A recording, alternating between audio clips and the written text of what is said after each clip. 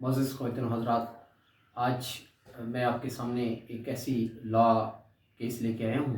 جو ریلیٹڈ ہے service metre سے، اور یہ سی ایس ڈی امپلائیز کے بارے میں ہے۔ یہ سول اپیل ہے 5/15/2015۔ اس کا سپریم کورٹ آف پاکستان نے فیصلہ کیا ہے۔ بنیادی طور پر دو چیزیں سامنے تھیں کہ کیا سی ایس ڈی کے امپلائیز سیکشن 199 کی کلاس 3 کے مطابق whether these employees are in the service of armed forces، یا یہ اکارڈنگ ٹو سیکشن 199 کی کلاس 5 کے تحت یہ فیڈرل گورنمنٹ کے امپلائی ہیں۔ یہ بنیادی دو ایسے کویسچن تھے جن کا فیصلہ ہوا۔ بیک گراؤنڈ کو یوں ہے کہ جو سی ایس ڈی کے امپلائیز ہیں وہ 2011 میں ڈسپلنری گراؤنڈ پہ نکالے گئے۔ انہوں نے جو ہے وہ اپیل کی اور وہ ری انسٹیٹ ہو گئے۔ پھر کیس ہائی کورٹ میں گیا، ہائی کورٹ میں نے بھی ان کو جو ڈویژن بینچ ہے ہائی کورٹ کا، انہوں نے بھی اس کو ری انسٹیٹ کر دیا۔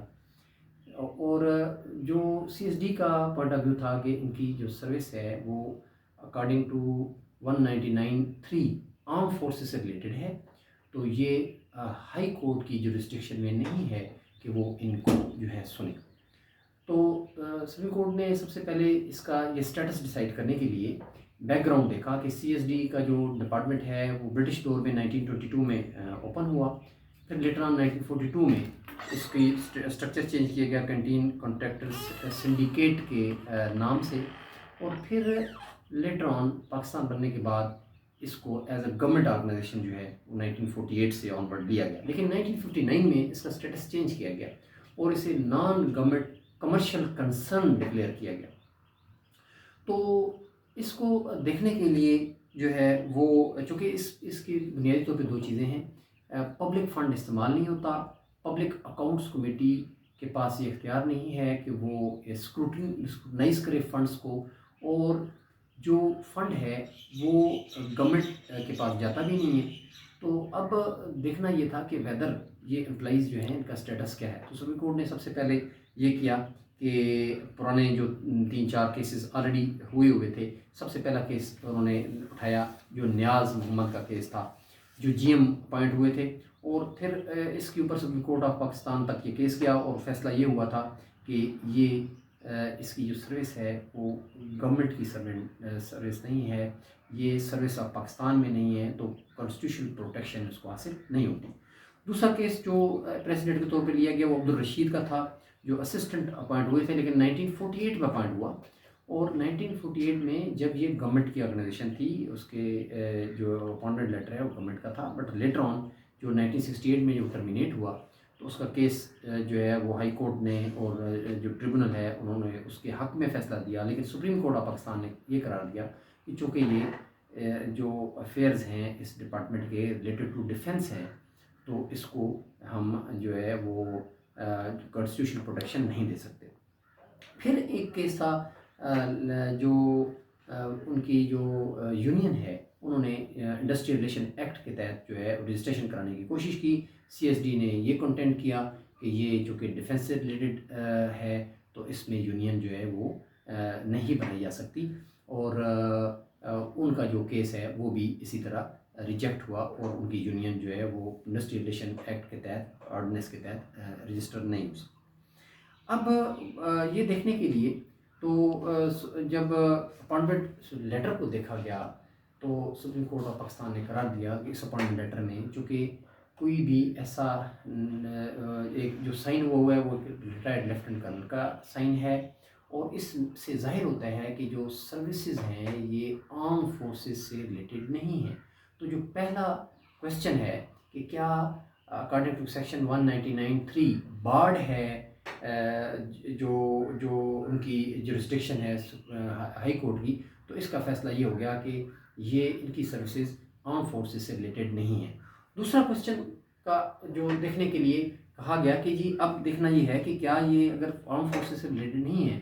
اور یہ ایک ویلفیئر آرگنائزیشن بنائی گئی تھی جو نان پبلک فنڈ سے چل رہی ہے اور اس کا ہیڈ جو ہے کوارٹر ماسٹر جنرل ہے، تو ویدر یہ جو سی ایس ڈی کے امپلائیز ہیں گورنمنٹ امپلائیز ہیں، تو اس کے لیے سپریم کورٹ آف پاکستان نے سب سے پہلے رولز آف بزنس 1973 کا دیکھنے کا فیصلہ کیا، اور رولز آف بزنس 1973 جو ہیں اکارڈنگ ٹو سیکشن 90 اور 99 یہ بنائے گئے ہیں، اور اس میں شیڈول 1 میں تمام منسٹریز اور ڈویژنس کے نام ہیں۔ جب ان میں دیکھا گیا تو وہاں بھی CSD نہیں تھا، اور آگے جو شیڈول 3 ہے اس میں تمام ڈپارٹمنٹس جو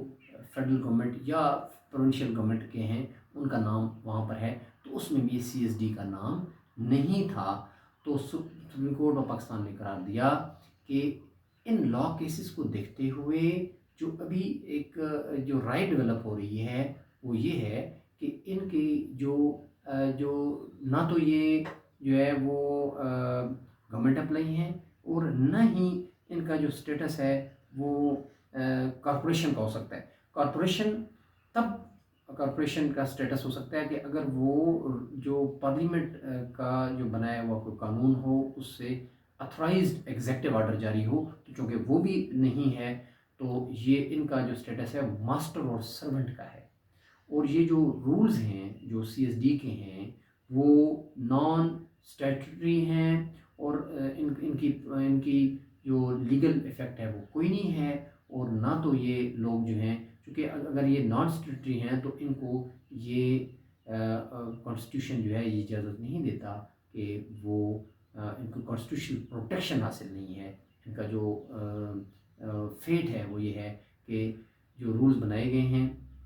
پالیسیز کے لیے بنائے گئے ہیں، کوارٹر ماسٹر جنرل ان کو ہیڈ کر رہا ہے، اور یہ بورڈ آف کنٹرول اس کو چلا رہا ہے CSD کو۔ تو CSD ویلفیئر آرگنائزیشن ہے، اور ان کے امپلائیز کو یہ حق حاصل نہیں ہے کہ وہ کانسٹیٹیوشنل پروٹیکشن جو ہے وہ اکارڈنگ ٹو جو سیکشن 199(5) کی کیٹیگری میں حاصل ہوتی ہے گورنمنٹ، فیڈرل گورنمنٹ یا پروونشل گورنمنٹ کے امپلائیز کو، وہ پروٹیکشن ان کو حاصل نہیں ہے۔ تو یہ اپیل جو CSD کی چیئرمین کی طرف سے تھی، کوارٹر ماسٹر جنرل جو ہیں وہ ان کی طرف سے تھی، یہ ایکسیپٹ کر دی گئی، اور جو ہائی کورٹ کے فیصلے جو امپلائیز کے حق میں فیصلے تھے وہ جو ہے سیٹ اسائڈ کر دیے گئے، اور ان کا سٹیٹس ہمیشہ کے لیے ڈیسائیڈ کر دیا گیا کہ ان کو کانسٹیٹیوشن پروٹیکشن نہ تو گورنمنٹ امپلائیز کے تحت حاصل ہے، اور ادھر جو ہے وہ یہ کہہ دیا گیا کہ 199(3) کا جو ہمیشہ وہ کہتے ہیں کہ یہ ان کی سروس جو ہے ریلیٹڈ ٹو آرم فورسز ہے، تو وہ بھی نہیں ہے، وہ بارڈ نہیں ہے۔ ہائی کورٹ میں وہ ریٹ تو ہو سکتی ہے، لیکن یہ کانسٹیٹیوشنل پروٹیکشن ان کو حاصل نہیں ہوگی اکارڈنگ ٹو سیکشن 199(5) کی کیٹیگری میں یہ لوگ نہیں آتے۔ آپ کی اس باتوں کا بہت شکریہ۔